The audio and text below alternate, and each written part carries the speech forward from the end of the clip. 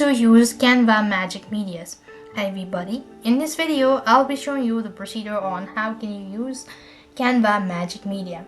To use it, so you have to follow the steps. So what here you need to do is, first thing first, open the project, or you could just go ahead and use the existing one as well. When you are logged in, this is when you open up the existing product, open up a project, this is how it's going to look. Magic Media, you want to first of all open up a new tab, go to the left hand side corner and click on apps. As you go to apps, on the search bar you simply want to type in Magic Media. So first of all you have to go ahead and add it. When you type in Magic Media, this is where you could see Magic Media at the top of the page.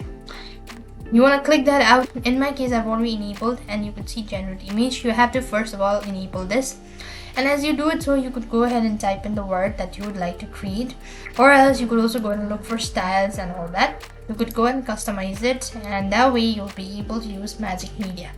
This is the simplest way you could do it. So I hope the video was helpful. Make sure to like, share and subscribe. Thank you for watching. See you in the next video.